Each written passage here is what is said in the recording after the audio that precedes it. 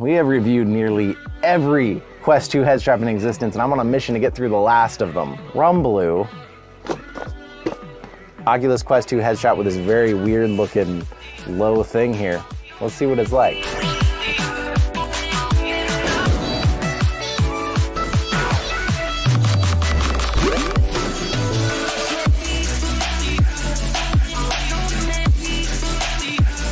Now the mission is getting so desperate to get the last of them that I had to pay $26 just to get my hands on this head strap. It kind of reminds me of one that we saw a long time ago that kind of almost looked like a flower from the back. And I was shocked actually with that one at how good it actually felt on my head. And I gave it to somebody who is actually still using it for their supernatural workout and still really likes that one, even though it was very cheap. Oh boy, we're back to the self-assemble ones here. It comes with what seems to be 2 identical sets of the attachment pieces. Am I missing something here? I guess backups in case you need them. Pay attention to the left and right before assembly. Thanks for the reminder. So we got right and right. Oh gosh. This takes me back. I remember all too well when head straps used to all be like this. Ow, pinched my finger. Okay, it loses 1 point now. You lose points when you hurt me. In the Amazon ad, it says that it's got over 20,000 bends in it before it snaps.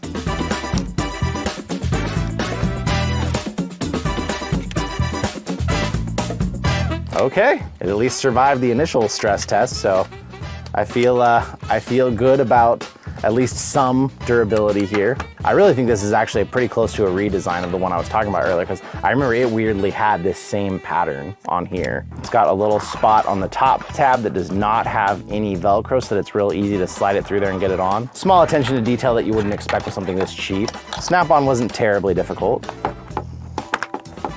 Boy, is it just me, or does this thing get really, really big? Like at max size, I feel like that's a noggin right there. I can almost get this thing on my whole head that way. If you have an oversized head, this could be for you.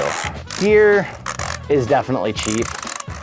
It doesn't sound or feel nice. It's not terrible, it's not the worst one I've ever had, but it's very loud, it's very clicky, and when you're loosening it, it also just makes this grindy feel that's not nice. I always struggle, maybe I have a weird head shape though, I always struggle to figure out why they do things like this, because none of that touches my head at all. This is just floating out there. I feel this up here, and the padding's pretty stiff.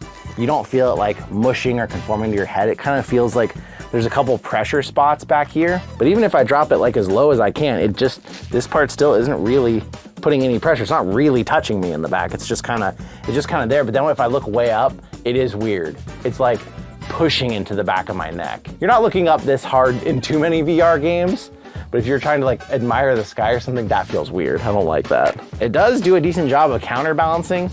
I am having the issue that I have with a lot of these kind of straps, so this is interacting with my ears, which also means if you're gonna have any sort of like over-ear headphones, it's not really gonna work for me. I'd have to put it like way up here where it feels completely unstable to expose my ears for some over-ear headphones. It's very similar, like I said, to that flower-shaped one, but it's just not nearly as comfortable as that one was, because the flower shape actually felt good on the back of your head. The pad was soft, so it really conformed. This one, it just feels kind of hard and rigid everywhere. I almost feel like I don't even want to test it. Like I can already tell you I'm not loving it, but we got to be thorough. So I'm gonna take it away for a little while, go play some games and come back to you. The more you use it, the more you start to appreciate a few things about it.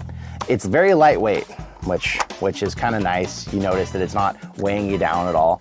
It does a decent job because of how stiff these sidearms are, taking some of that weight though off the front of your head. But I couldn't get over how this felt in the back. I didn't love that. I couldn't get over the fact that my ears were touching the sides. Not everyone's will, but that was too annoying to me. And 26 bucks is a low price, but it's not low enough that this really stands out in the field of straps. So for me personally, not a recommend. Also, it's pretty annoying that it does that every time you like touch it.